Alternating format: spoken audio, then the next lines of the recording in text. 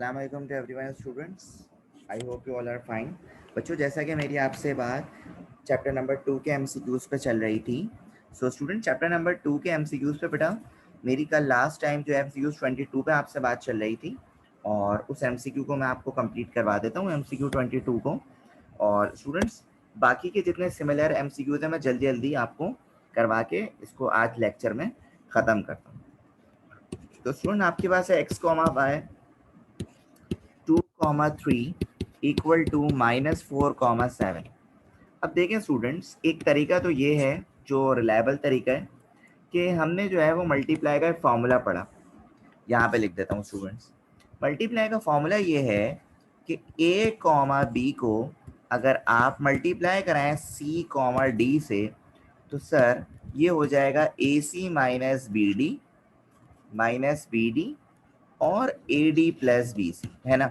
ये formula students हमने आपको चैप्टर नंबर 2 में पढ़ा है।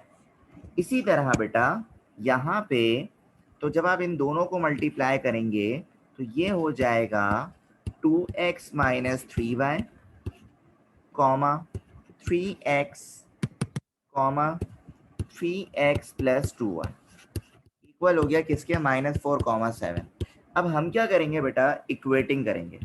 तो मैंने यहाँ पे लिखा ऑन इक्वेटिंग। जैसे इक्वेटिंग लिखा 2x minus 3y equal to -4 हो गया, इसे कह दो इक्वेशन 1।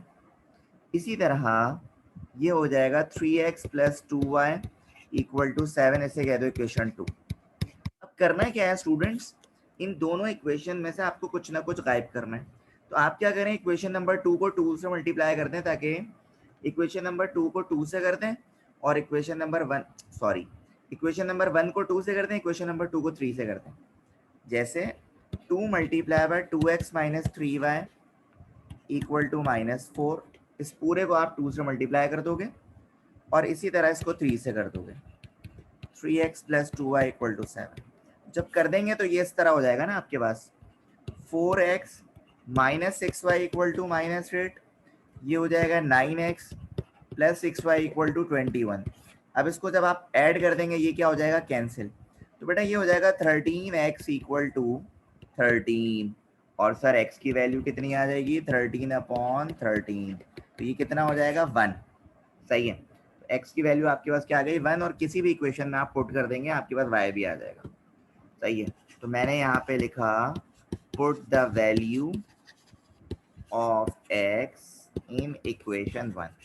आई थिंक ये आपका 2.2 का क्वेश्चन भी है, ठीक है। तो आप अगर आप गौर करें तो सारे क्वेश्चंस ही एमसीक्यूज बन के आ रहे हैं आपके पास। तो ये हो गया 2 माइनस 3y इक्वल टू -4, -4 बेटा इधर आगे +4, ये हो जाएगा 3y, तो 6 equal to 3y, 6/3 equal to y, 3 1 जा 3 2 जा, तो बेटा y इक्वल टू कितना हो गया, 2 हो गया। सही है, तो स्टूडेंट ये आपके पास x भी आ गया और y भी आ गया, तो इसीलिए बेटा x का आंसर 1 है और y का 2 है। इसी तरह एमसीक्यू नंबर 23 में देखें, modulus of the complex a plus iota b। अगर आप देखें इसका मॉड्यूलस करेंगे स्टूडेंट्स तो ऑब्वियसली a² प्लस b² होगा। स्टूडेंट्स एमसीक्यू नंबर 24 वैसे तो बहुत आसान है, लेकिन z दिया हुआ है 3 + 4 आयोटा, देन z बार, पहले z का जो है कॉन्जुगेट करना है, फिर उसका मॉड्यूलस निकालना है, फिर जो भी आंसर आएगा उसका स्क्वायर करना है।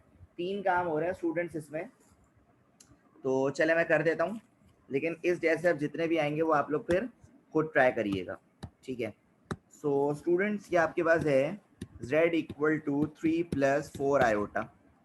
सही है, क्योंकि z कॉन्जुगेट निकालोगे तो ये हो जाएगा 3 - 4 आयोटा, और अगर इसका निकालोगे मॉड्यूलस तो ये हो जाएगा सर a² प्लस b²।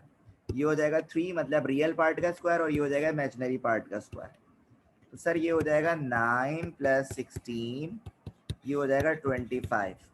तो सर z बार का जब आप कॉन्जुगेट करेंगे ये आ जाएगा 5, लेकिन यहाँ पे लिखा हुआ है स्क्वायर, तो सर इस पर भी स्क्वायर कर दें, तो आपका फाइनल आंसर कितना आ रहा है, 25 आ रहा है।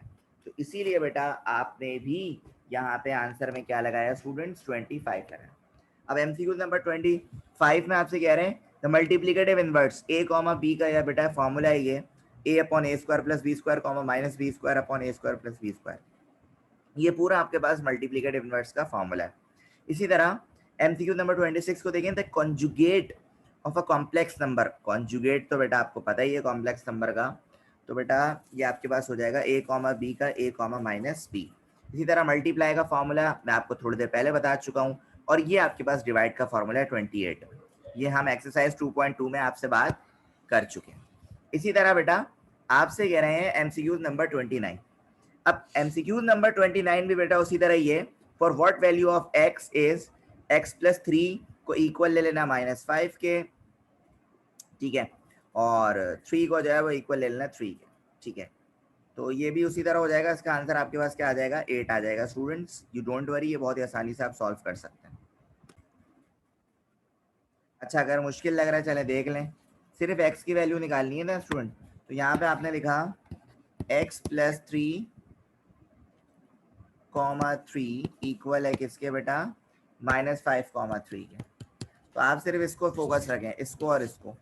अच्छा ये y भी होगा इधर, ठीक है। तो ये हो जाएगा x plus 3 equal to -5, plus 3 वहाँ जाके -3, -5 -3 कितना हो जाएगा सर, -8 हो जाएगा। तो इसीलिए बेटा आपके पास यहाँ पर आंसर कितना आ रहा है, -8। अच्छा अब देखें एमसीक्यू नंबर 30 में कह रहे हैं imaginary part of a complex number √3 plus iota divide by √3 minus iota. अब नीचे वाली वैल्यू को बेटा आप रैशनलाइज करेंगे और सॉल्व करते करते करते करते पहुंच जाएंगे। तो उसमें आपके पास दो आंसर आएंगे, एक रियल पार्ट और एक इमेजिनरी पार्ट। उसमें तो जो इमेजिनरी पार्ट होगा स्टूडेंट्स वो आपके पास क्या हो जाएगा, आंसर हो जाएगा। इसी तरह एमसीक्यू नंबर 31 पे देखें, the factor of 3m² plus 8 in complex form. ये वही बात है स्टूडेंट्स जो मैं आपको ऑलरेडी करा चुका हूँ। कौन सी बात, ये वाले, इस फॉर्मूले से आप इसको करेंगे सॉल्व, ठीक है। इस फॉर्मूले से आप इसको सॉल्व करेंगे, आपके पास इस तरह का क्या आ जाएगा स्टूडेंट्स, आंसर आ जाएगा। सही है बच्चों, जब भी a² प्लस b² है आप उसी फॉर्मूले से करेंगे। इसी तरह बेटा यहाँ पे लिखा हुआ है the value of iota cube. Iota cube की बात हो रही है स्टूडेंट्स यहाँ पे। तो देखिए मैं आपको यहाँ पे सिलसिला बताता हूँ बच्चों। देखिए पहली बात ये कि आयोटा स्क्वायर की वैल्यू होती है -1।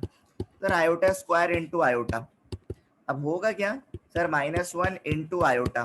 तो सर ये इनको मल्टीप्लाई करेंगे, आपके पास क्या आएगा, माइनस का आयोटा। तो इसीलिए बेटा यहाँ पे आंसर में क्या आ रहा है, माइनस का आयोटा। इसी तरह बेटा roots of x² plus 16 equal to 0। आपसे कह रहे हैं कि x² प्लस 16 इक्वल टू 0 के रूट्स निकालें। तो बेटा बहुत ही सिंपली तरीके से x² plus 16 equal to 0, plus का 16 बेटा वहां जाके माइनस का 16, squaring on root on both side, ये स्क्वायर से रूट कैंसिल। तो ये हो जाएगा बेटा आपके पास +-4 आयोटा, है ना, 4 आयोटा। तो बेटा इसीलिए यहाँ पे हमने आंसर में लिख दिया 4 आयोटा, प्लस का भी और माइनस का भी। इसी तरह एमसीक्यू नंबर 34 में आपसे कह रहे हैं एडिटिव इनवर्स ऑफ 0,0। सर 0,0 का एडिटिव इनवर्स 0,0 ही होगा, मल्टीप्लिकेटिव इनवर्स एग्जिस्ट ही नहीं करता है स्टूडेंट्स का। इसी तरह z की वैल्यू दी हुई है 3 + 4 आयोटा, और आपसे कह रहे हैं z प्लस z बार। z बार का मतलब क्या होता है स्टूडेंट, कॉन्जुगेट, मतलब 3 - 4 आयोटा को प्लस कर दोगे 3 + 4 आयोटा में, तो प्लस करके 6 आ जाएगा आंसर, कोई इशू की बात नहीं है।